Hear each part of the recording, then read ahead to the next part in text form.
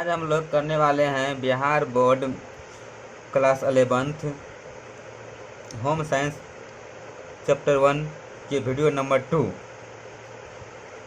व्यक्ति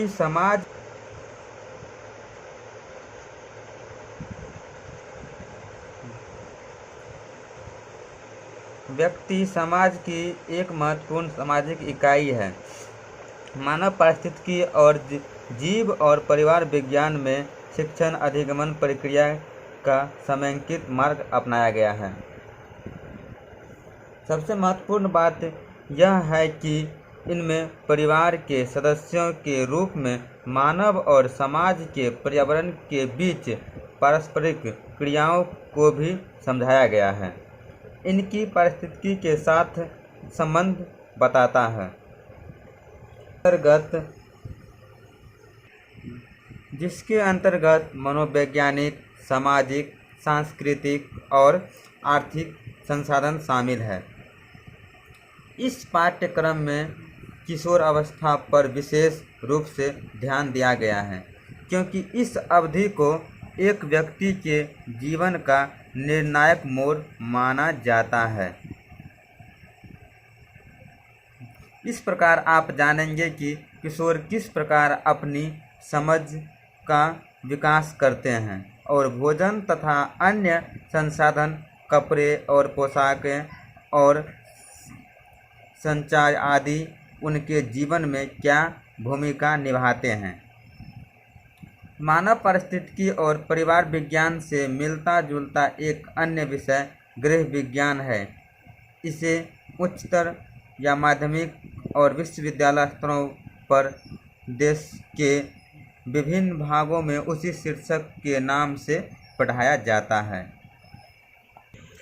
बदलते समय के साथ अध्ययन के अनेक विषयों में नया रूप ले लिया है और समकालीन नामकरण प्राप्त किया गया है। उदाहरण के लिए जीव विज्ञान को अब जीवन विज्ञान का नाम दे दिया गया है।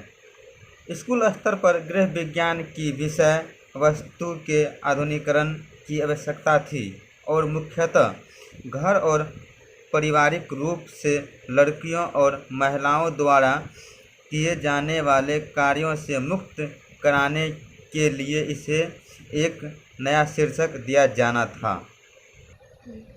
देश के विभिन्न भागों में 20वीं सदी के आरंभ में ऐसे अनेक संस्थान थे जिन्होंने भोजन और पोषक और वस्त्र उद्योग तथा विस्तार शिक्षा के पाठ्यक्रमों की शुरुआत की थी। अलग अलग विषयों के 1932 में गृह विज्ञान के दायरे में लाया। अब दिल्ली में महिला शिक्षा को प्रोत्साहन देने के लिए लेडी इरविन कॉलेज नामक संस्थान की स्थापना की गई।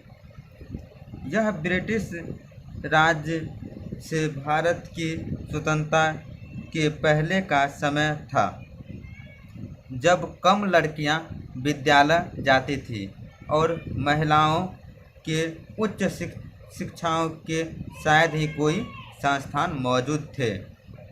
भारत की स्वतंत्रता के आंदोलन में जानी मानी महिलाएं शामिल थीं। इनमें सरोजिनी नायडू, राजकुमारी अमृता कौर और कल्पना देवी चट्टोपाध्याय, जिन्होंने लेडी इरविन कॉलेज की स्थापना की। इस समय भारत में लॉर्ड इरविन ब्रिटिश वायसराय थे और उनकी पत्नी लेडी डोरोथी ने भी इस कॉलेज की स्थापना का समर्थन दिया है। यह कॉलेज लेडी इरविन के नाम पर रखा गया। महिलाओं की भूमिका और दायित्व के विषय में जागरूकता लाने के लिए संस्थापकों ने अनुभव किया कि भारत की युवा महिलाओं को गृह विज्ञान की शिक्षा दी जानी चाहिए। यह लक्ष्य घर और समाज दोनों को बराबर महत्व देते हुए पूरा किया जाना चाहिए, ताकि उन सामाजिक और शैक्षणिक असमानताओं को दूर किया जा सके जिन्होंने महिलाओं को को अपनी क्षमता तक पहुंचने में बाधा डाली है।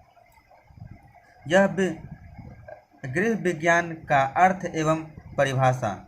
गृह विज्ञान कला और विज्ञान का एक सम्मिलित रूप है जिसमें नियमों और सिद्धांतों का पालन किया जाता है। गृह का शाब्दिक अर्थ है घर से संबंधित विज्ञान। गृह विज्ञान शब्द गृह और विज्ञान शब्दों के मेल से बना है। गृह शब्द का तात्पर्य उस स्थान से है जहां हम परिवार सहित रहते हैं और विज्ञान शब्द का अर्थ उस ज्ञान से है जो वास्तविक के सिद्धांतों व नियमों पर आधारित है। अतः गृह विज्ञान की वर्तमान स्थिति एवं इसके अध्ययन क्षेत्र को ध्यान में रखते हुए गृह विज्ञान को निम्नलिखित रूप से परिभाषित किया जा सकता है। गृह विज्ञान कला तथा विज्ञान का समावेश लिए हुए एक ऐसा विषय है जो व्यक्ति को परिवार, देश व विश्व की बदलती परिस्थितियों में योजनाबद्ध व्यक्तित्व व्यवस्थित जीवन जीने की पद्धति का अध्ययन करवाता है। गृह विज्ञान का महत्व व्यक्ति के संपूर्ण विकास में सहायक है। स्वस्थ एवं रोग मुक्त रहने में सहायक साधनों का उचित उपयोग, पोषण संबंधी जानकारी और ज्ञान, धन व्यवस्थापन का ज्ञान, उपभोक्ता अधिकारों का ज्ञान, व्यक्ति का सही निर्णय लेने योग्य बनाना और ज्ञान एवं कुशलता के उचित उपयोग में सक्षम बनाना। घर से संबंधित सभी कार्य जैसे खाना पकाना, सिलाई करना, हिसाब किताब करना, बालकों की देखभाल करना में कुशलता प्राप्त करना, स्वास्थ्य और सफाई की अच्छी आदतों का विकास करना, जागरूक उपभोक्ता एवं जिम्मेदार नागरिक बनना, ये सब हमको कहाँ मिलेगा? गृह विज्ञान में। इस प्रकार गृह विज्ञान एक विषय नहीं माना गया जो केवल घर के दायरे में हो, बल्कि यह एक अंतर विषयक क्षेत्र माना गया है जो छात्रों को उनके जीवन तथा अन्य व्यक्तियों और परिवारों के जीवन की गुणवत्ता में सक्षम बनाए। गृह विज्ञान का केवल इससे न जानने वाले व्यक्तियों और गैर गृह विज्ञान विषय में जुड़े व्यक्तियों के मन में प्राथमिक रूप से पाक कौशलों, कपड़ों धोने और बच्चों की देखभाल से जोर दिया गया, जबकि उच्चतर शिक्षा स्तर पर पाठ्य चर्चा के स्तर में सुधार लाया गया तथा व्यावसायिक मांगों को फिर से स्थापित किया गया। हाई स्कूल स्तर पर दोबारा स्थापित करने में अनेक वर्ष का समय लगा। फिर भी इस विषय में महिला वर्ग के साथ तथा भोजन पकाने और कपड़े धोने को शामिल बनाए रखा। वास्तव में यह ऐसा कुछ कारण है जिनकी वजह से लड़कों ने स्कूलों में इस विषय में प्रवेश नहीं लिया अथवा वह इसे पढ़ने से बचते रहे, क्योंकि इससे केवल लड़कियों का विषय मानते थे। इस विषय के बारे में एक मिथ्या धारणा यह भी है कि इसमें कम परिश्रम करना पड़ता है।